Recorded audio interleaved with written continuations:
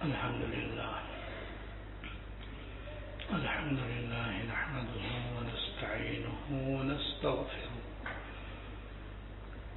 ونؤمن به ونتوكل عليه ونعوذ بالله من شرور أنفسنا ومن سيئات أعمالنا من يهده الله فلا مضل له ومن يضلله فلا هادي له وأشهد أن لا إله إلا الله وحده لا شريك له وأشهد أن سيدنا ونبينا ومولانا محمدا عبده ورسوله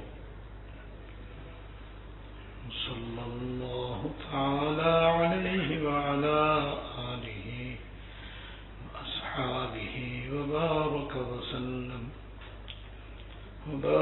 وسلم تسليما كثيرا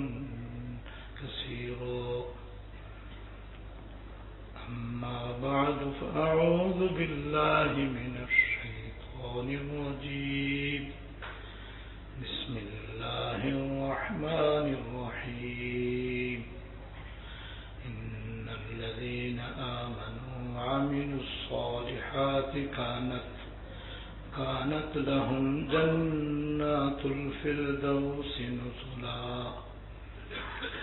خالدين فيها لا يبغون عنها حولا قل لو كان البحر مدادا لكلمات ربي لنفد البحر قبل أن تنفد كلمات ربي ولو جئنا بمثله مددا صدق الله العظيم. میرے قابل احترام بزرگوں، گزشتہ منگل کو آپ کی خدمت میں حکیم الامت حضرت مولانا تھانوی رحمۃ اللہ علیہ کی مشہور کتاب حیات المسلمین کا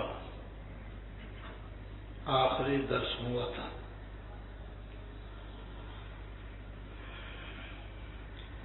جس میں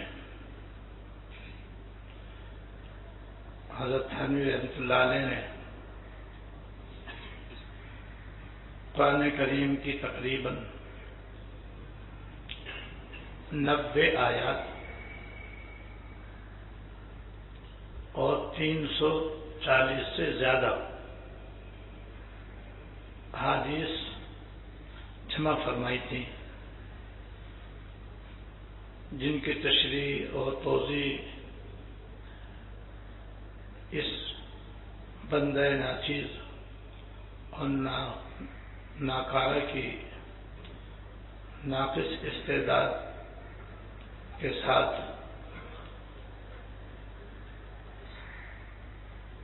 بیان کرنے کی کوشش کی گئی. اللہ تعالیٰ مجھے بھی اور آپ کو بھی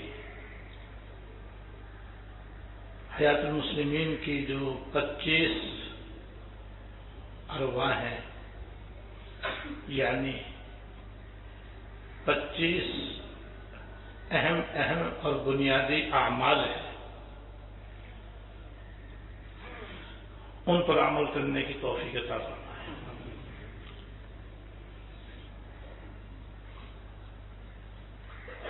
قرآن کریم کی اس آیت میں اللہ پاک نے نیک اعمال پر عمل کرنے کے بعد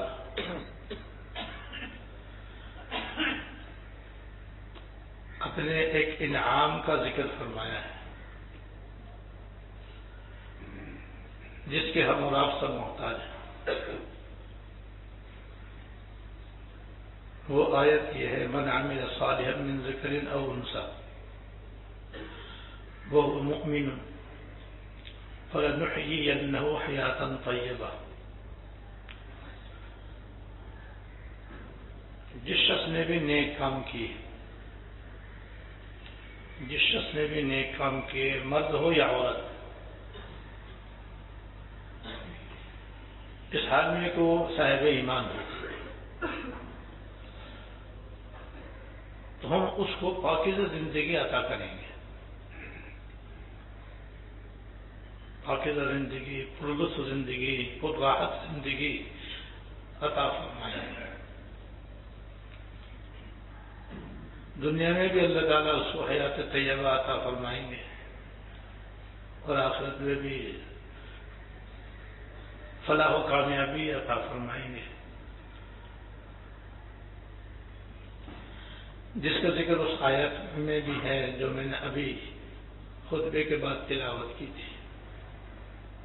اس میں اللہ پاک نے بہت بڑے انعام کا ذکر فرمایا ہے. اس کا ترجمہ یہ ہے ان الذین آمنوا وعملوا الصالحات،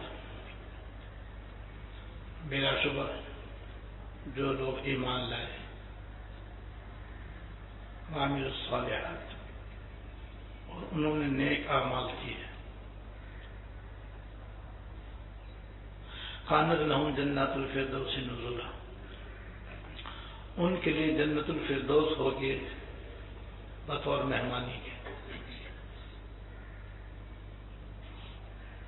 خالدین فیہا،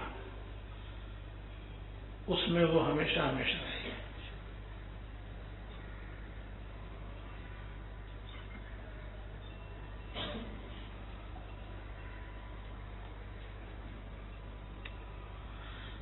تو جنت الفردوس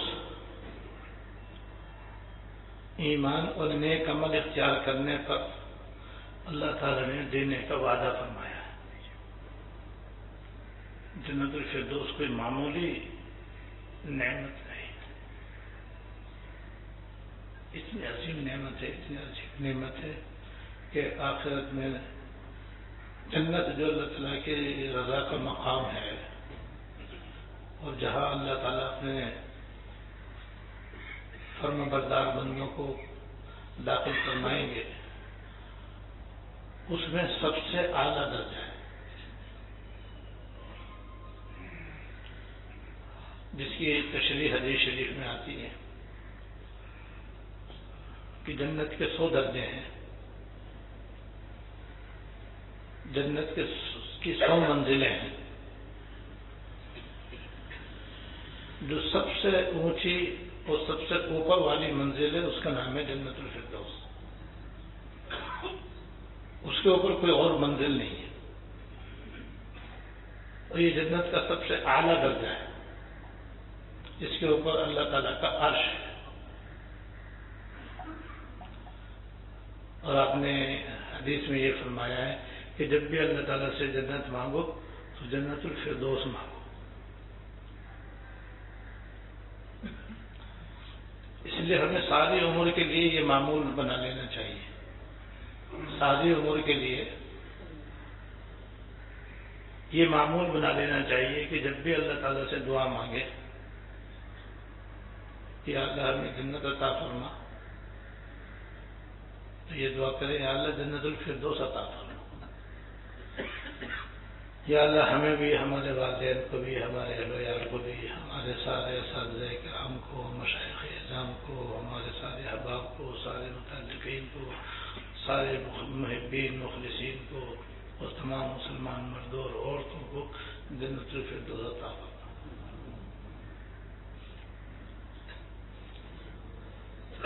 یہاں مجھے اپنے ایک استاد محترم کے مخلص ساتھی جو خود بھی قاضی صاحب تھے،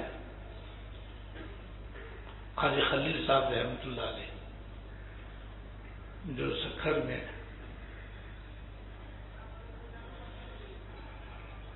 ایک مسجد کے اندر امام تھے،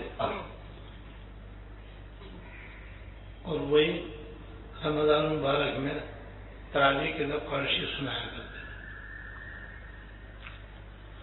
تو ان کا 4 رکعت تراویح کے بعد بیٹھنے میں یہ کلمات پڑھنے کا معمول تھا، اور انہیں سے سن کر مجھے الحمدللہ یاد ہوا، لا الہ الا اللہ، نستغفر اللہ، نسألک الجنۃ الفردوس ونعوذ بک من النار، لا الہ الا اللہ، اللہ تعالیٰ کے سوا کوئی معبود نہیں، نستغفر اللہ، ہم اللہ تعالیٰ سے اپنے تمام گناہوں کی معافی مانگتے ہیں اور ان پر استغفار کرتے ہیں، اور اللہ تعالیٰ سے جنت الفردوس مانگتے ہیں، اور یا اللہ ہم آپ سے دوزخ سے آپ کی پناہ مانگتے ہیں۔ تو جب بھی وہ 4 تراویح پڑھنے کے بعد اللہ تعالیٰ سے جنت مانگتے تھے تو جنت الفردوس مانگتے تھے، اس لیے کہ رمضان شریف اللہ پاک نے جنت دینے کے لیے بنایا اور دوزخ سے آزاد کرنے کے لیے بنایا، اور رمضان شریف کے اندر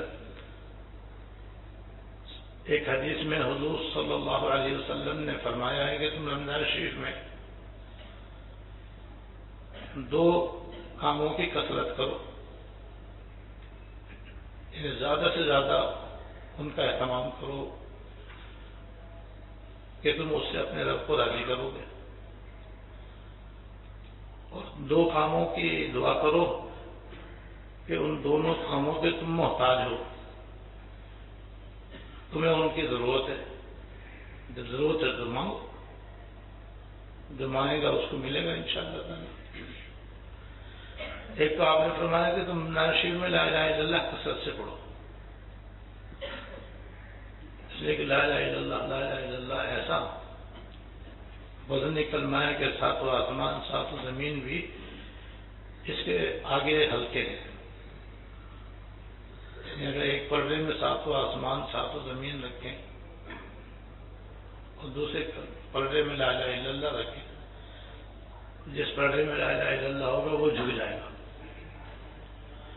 اور دوسرے پردے میں جو 7 آسمان کتنے لمبے چوڑے، 7 زمینیں کتنی لمبی چوڑی ہیں، کتنی بھاری ہیں، اس کے باوجود وہ پردہ جو اوپر اٹھ جائے گا،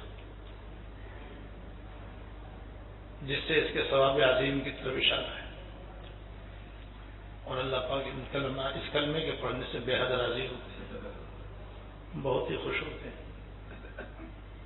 تو رمضان شریف میں اس کی کثرت کی آپ نے ترغیب دی ہے، اور یہ کلمہ ایسا عظیم الشان ہے کہ ہم سب کی ساری زندگی کا معمول ہونا چاہیے کہ ہم چلتے پھرتے اٹھتے بیٹھتے لا الہ الا اللہ، لا الہ الا اللہ، لا الہ الا اللہ زبان کو جاری رکھیں، ذرا سی بھی فرصت ملے بس لا الہ الا اللہ، لا الہ الا اللہ زبان پر چالو ہو جائے، جاری ہو جائے، اس لیے کہ اتنا اس کا ثواب، اور یہاں ہمارے لیے پڑھنا بے انتہا آسان، اس سے اپنے آپ کو محروم کرنا تو بڑی معلومی کی بات ہے۔ رمضان شریف میں کیونکہ اس کی ترغیب ہے، اس لیے وہ لا الہ الا اللہ بھی پڑھتے تھے۔ اور دوسرا عمل جس سے اللہ پاک بہت خوش ہوتے ہیں اور راضی ہوتے ہیں وہ استغفار۔ رمضان شریف میں آپ نے اس استغفار کی کثرت کی ترغیب دی ہے، استغفار کم سے کم ہے استغفر اللہ استغفر اللہ استغفر اللہ، یا اللہم اغفر لی، اللہم اغفر لی، اللہم اغفر لی، یہ سب سے چھوٹا ہے استغفار ہے، یا رب اغفر لی، رب اغفر لی، رب اغفر لی، درمیانہ ہے استغفر اللہ ربی من کل ذنب واتوب الیہ، اور اس سے زیادہ بڑا استغفر اللہ الذی لا الہ الا هو الحی القیوم واتوب الیہ۔ صرف استغفر اللہ اگر کوئی آدمی 10 دفعہ کہے، صرف استغفر اللہ، تو مقام عالج میں جس قدر بھی ریت ہے اس کے ذرات سے بھی زیادہ گناہ اللہ تعالیٰ معاف کر لیتے ہیں۔ صرف 10 دفعہ نماز کے بعد ہم 10 دفعہ استغفر اللہ پڑھ لیا کریں، کتنا ہمارا گناہوں کا خاتمہ ہو جائے. اور سوتے وقت اگر آدمی 3 دفعہ یہ استغفار کرے استغفر اللہ الذی لا الہ الا هو الحی القیوم واتوب الیہ، تو چاہے گناہ مقام عاجز کی ریت کے ذرات کے برابر ہوں، یا سمندر کے جھاگ کے برابر ہوں، یا درختوں کے پتوں کے برابر ہوں، یا بارش کے قطروں کے برابر ہوں، یا رات دن جتنے بھی ہیں دنیا میں، جب سے دنیا چلی ہے رات دن آ رہے ہیں، ہم چلے جائیں گے پھر بھی رات دن آتے رہیں گے، تو ان کی جو تعداد ہے اس سے بھی زیادہ تعداد میں اللہ تعالیٰ گناہ معاف فرما دیتے ہیں. سوتے وقت 3 مرتبہ استغفر اللہ الذی لا الہ الا هو الحی القیوم واتوب الیہ پڑھنے سے یہ درمیانہ درجے کا.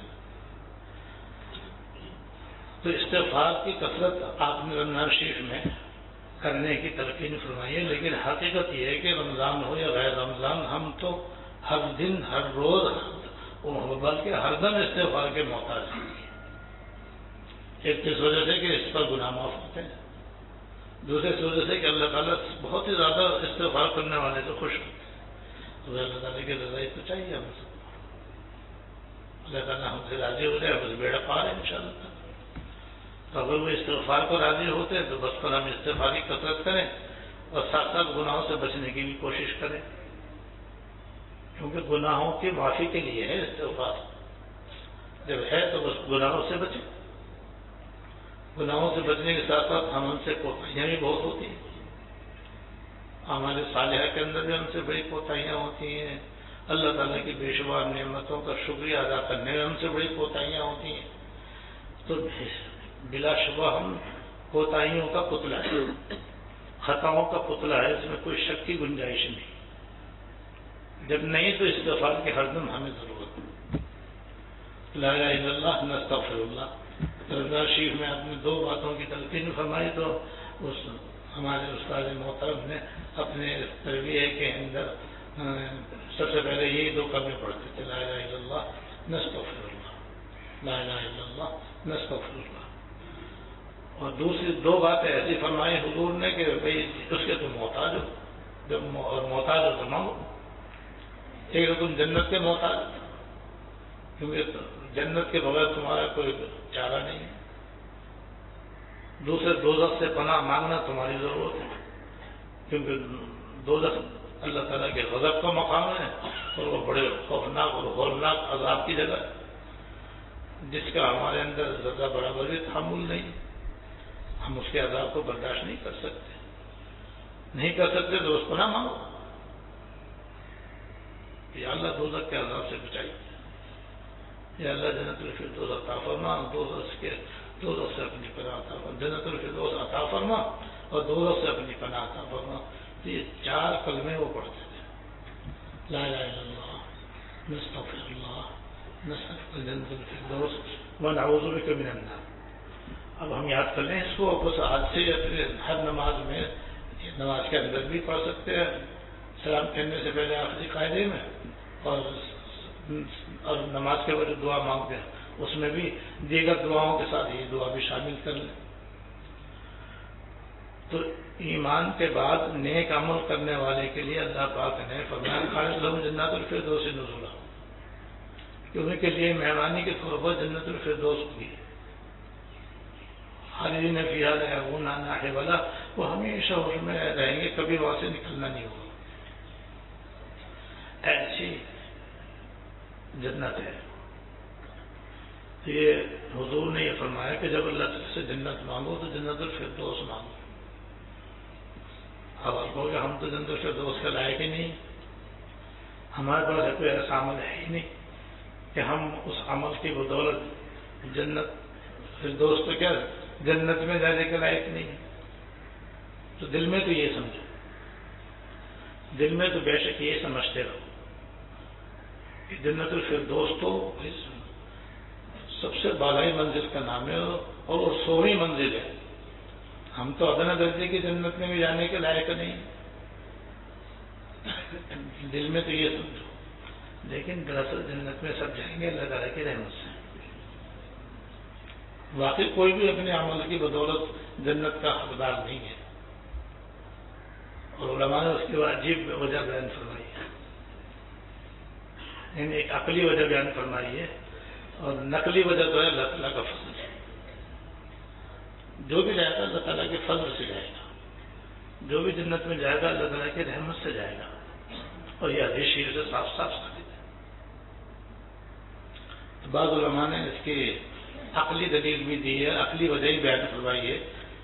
وہ یہ کہ دیکھو بھائی، جنت کے بارے میں یہ ہے کہ جنتی جب جنت میں چل جائے گی تو ہمیشہ ہمیشہ رہیں گے، کبھی بھی ان کو جنت سے نکالا نہیں جائے گا.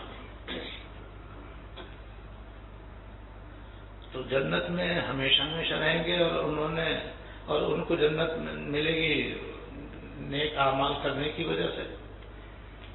تو عمل تو ان کا محدود ہے، اور جنت کی نعمت لامحدود ہے. لامحدود محدود کا کیسے بدلا ہو سکتا ہے؟ نہیں ہو سکتا.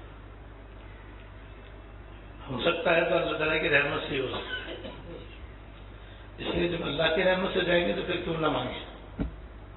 بھائی اپنے عمل کی وجہ سے تو نہیں جا رہے، جائیں گے تو اللہ تعالیٰ کی رحمت سے جائیں گے.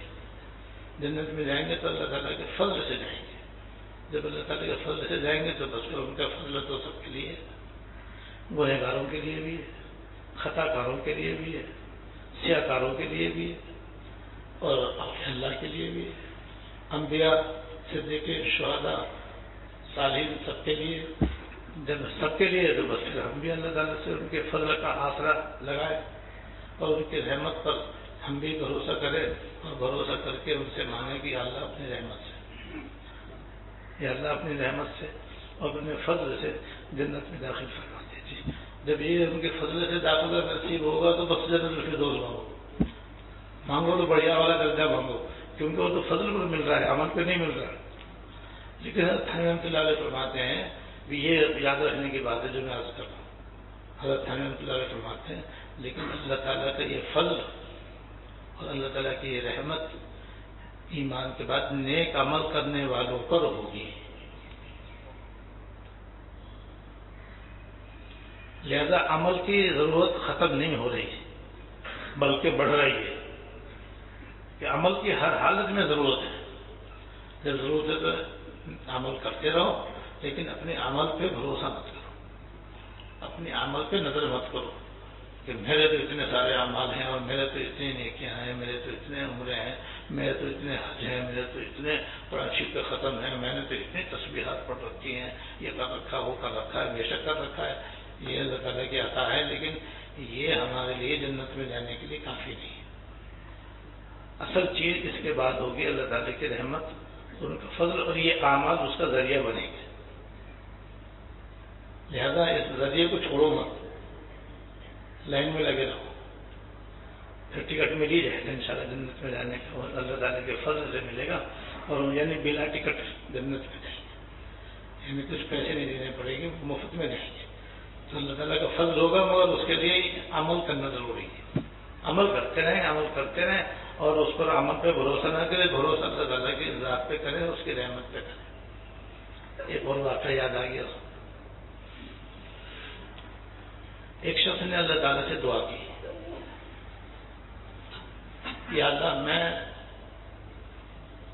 ایسی آپ کی عبادت کرنا چاہتا ہوں کہ جس میں ذرا سی بھی غفلت نہ ہو،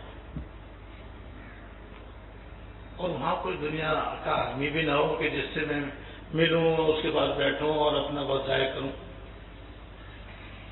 مجھے آپ ایسی جگہ اپنی عبادت کی توفیق دے دیجیے کہ بس آپ اور میں ہوں، بس کوئی تیسرا نہ ہو، کہ بس میں دن رات آپ کی عبادت کروں.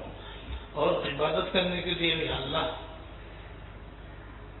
کھانے کو بھی چاہیے، پینے کو بھی چاہیے. تو میں یہ بھی چاہتا ہوں کہ آپ مجھے اس کمانے کھانے کی زحمت سے بھی بچا لیں، بس غیب سے میرے روزے کا انتظام فرما دیں. بس میں مختصر سا کھانا کھاؤں، تھوڑا سا پانی پیوں، اور دن رات بس آپ کی عبادت کروں. دعا قبول ہوگی. اور اللہ پاک نے اس کو سمندر کے بیچوں بیچ ایک جزیرے میں پہنچا پہنچا دیا اور وہاں غیر سے اس کی روزی کا بھی انتظام ہو گیا، اور سمندر کا پانی جو کھاری پانی ہوتا ہے اس میں سے اس کے لیے میٹھے پانی کا یہ انتظام کیا کہ کھاری پانی میں سے 24 گھنٹے ایک دھار میٹھے پانی کی گرتی رہتی تھی. جیسے نل کا کھولتے ہیں نلکے میں سے پانی گرتا رہتا ہے، ایسی سمندر میں سے ایک نلکے کی دھار کی طرح ایک مسلسل دھار سمندر میں گرتی رہتی تھی. وہ میٹھا ہوتا تھا، ٹھنڈا بھی میٹھا ہوتا تھا. بس وہ وہاں پر جو اللہ تعالیٰ اس کو روزی عطا فرماتے وہ کھاتا، اور ایک کٹورا میٹھے پانی کا جو میٹھا بھی ہوتا ٹھنڈا بھی ہوتا پیتا، بس پھر مسلح پہ کھڑا ہو جاتا اور رات دن اس عبادت میں لگا رہتا. جب اس کا انتقال بہت قریب آیا تو اس نے یہ دعا کی، اللہ میرا خاتمہ وہ تو سجدے کی حالت میں ہو، یا اللہ سجدے کی حالت میں میری روح قبض ہو. دعا بھی قبول ہو گئی. چنانچہ سجدے کی حالت میں اس کا انتقال ہو گیا، اور اب تک وہ سجدے کی حالت میں ہی ہے. اور جس روایت میں یہ واقعہ ہے کہ ملائکہ جب آسمان سے آتے اور جاتے ہیں تو اس کو سجدے کی حالت میں پڑا ہوا دیکھتے ہیں. اس کے بارے میں ہے کہ جب اس کا آخرت میں اللہ تعالیٰ کی بارگاہ میں پیشی ہوگی تو اللہ تعالیٰ اس کو دیکھ کر فرمائیں گے کہ بھائی اس بندے کو میری رحمت سے جنت میں لے جاؤ، اس بندے کو میرے رحمت سے جنت میں لے جاؤ. اللہ 1000 سال تک میں نے آپ کی عبادت کی ہے، اس کا تو کہیں ذکر ہی نہیں آیا. رات دن میں نے آپ کے بارگاہ بھی عبادت کی ہے، اب بھی آپ اپنی رحمت سے بھیج رہے ہیں. میں نے جو رات دن محنت کی ہے اس کا بھی تو کوئی حساب ہونا چاہیے.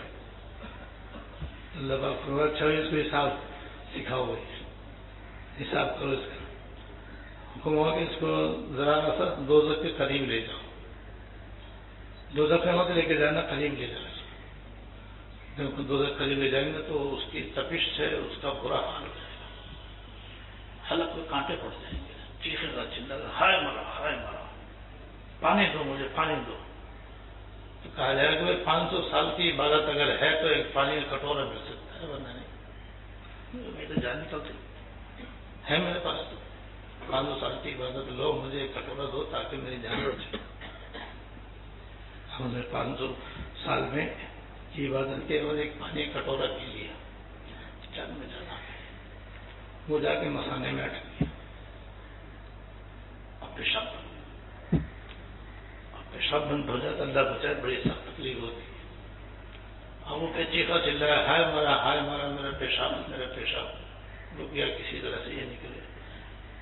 کہا کہ بھائی 500 سال کی عبادت دو تو پیشاب نکلے. یہ ہے میرے پاس 500 سال کی عبادت، کسی طرح میرا پیشاب نکلے اور میری جان بچے تو پیشاب کھل جائے گا اور پیشاب اس کا باہر آ جائے گا.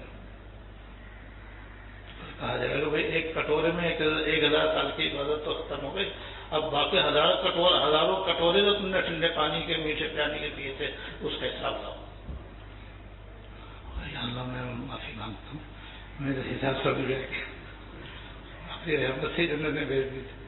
اللہ بابا ہم تو پہلے سے اپنی رحمت سے بھیج رہے تھے، تو بھی حساب مانگ رہے تھے. تمہارے تو 1000 سال کی عبادت جو ہے ایک کٹورے میں ختم ہو گئی. حقیقت ہی تو اللہ تعالیٰ کی رحمت سے سب جنت میں جائیں گے، لیکن عمل ضروری ہے. جہاں بھی ان الذین آمنوا ہے وہاں پر وعملوا الصالحات فرشی میں موجود ہے. نیک عمل کرنے والوں پر اللہ تعالیٰ کی رحمت ہو جائے گی اور پھر وہ اللہ تعالیٰ کی رحمت سے جنت میں چلے جائیں گے. چاہے نیک عمل بھی کریں اور خوب کریں مگر ان پہ بھروسہ نہ کریں، اللہ تعالیٰ کی رحمت پہ بھروسہ کریں. تو یہ حیات المسلمین کے اندر حضرت نے 25 اعمال ذکر فرمائے تھے، وہ آپ کے سامنے بیان ہو چکے. آئندہ انشاءاللہ تعالیٰ حضرت رحمۃ اللہ علیہ کا ایک رسالہ ہے جو مشہور و معروف اور بڑا منفرد، بڑا پیارا اور بڑا اہم اور نہایت بنیادی ہے. اس کا نام ہے جزاء الاعمال. اس کی انشاءاللہ تعالیٰ تشریح توضیح شروع ہوگی اور وہ ایک کتاب کی شکل میں ہے جس کا نام ہے اصلاحی نصاب. اس کا بھی تعارف انشاءاللہ آئندہ منگل کرایا جائے گا. اللہ تعالیٰ مجھے بھی اور آپ کو بھی توفیق عمل عطا فرمائے, خاتمہ خالص اور قابل ایمان پہ فرمائے, اور اپنی رضا اور جنت الفردوس عطا فرمائے, اپنی ناراضگی اور دوزخ سے پناہ عطا فرمائے. اللہم لک الحمد لا نحصی ثناء علیک انت کما اثنیت علی نفسک. اللہم لک الحمد لا نحصی ثناء علیک انت کما اثنیت علی نفسک. اللہم صل علی سیدنا مولانا محمد وعلى آل سيدنا ومولانا محمد. ربنا ظلمنا أنفسنا وإن لم تغفر لنا وترحمنا لنكونن من الخاسرين. ربنا ظلمنا أنفسنا وإن لم تغفر لنا وترحمنا لنكونن من الخاسرين. لا إله إلا الله, نستغفر الله, نسألك الجنة الفردوس ونعوذ بك من النار. لا إله إلا الله, نسألك الجنة الفردوس ونعوذ بك. اللهم إنا نسألك رضاك والجنة ونعوذ بك من سخطك والنار. اللهم إنا نسألك رضاك والجنة ونعوذ بك من سخطك والنار. يا أرحم الراحمين يا رب العالمين يا حي يا قيوم يا ذا الجلال والإكرام. ہم سب کے اپنے پچھلے چھوٹے بڑے وفی اعلیٰ سارے اور اپنے حمد سے حیات المسلمین کے 25 اعمال پر بھی عمل کی توفیق عطا فرما, اور اس کے علاوہ بھی جو اعمال ہیں جتنے نیک اعمال ہیں ان کے اوپر عمل کی توفیق عطا فرما, جتنے بھی گناہ ان سے بچنے کی توفیق عطا فرما. ہم سب کی مغفرت فرما, ہم سب کی بخشش فرما, درجے بلند فرما, دنیا اور آخرت میں ہر خیر عطا فرما, ہر شر سے پناہ عطا فرما, حیات طیبہ عطا فرما. یا رحم الراحمین ہمیں اپنے نیک بندوں میں شامل فرما, اپنے مخلص بندوں میں داخل فرما. دنیا اور آخرت کی ہر خیر اور ہر بھلائی عطا فرما, اور ہر شر اور ہر برائی سے اپنی پناہ عطا فرما. یا اللہ دنیا اور آخرت میں ہر لمحہ عافیت کاملہ عطا فرما, عافیت کاملہ عطا فرما, دین کی سمجھ عطا فرما, آخرت کی فکر عطا فرما, خاتمہ کامل اور خالص ایمان کا فرما. صلی اللہ تعالی علی خیر خلقہ سیدنا و مولانا محمد و آلہ و اصحابہ اجمعین. آمین.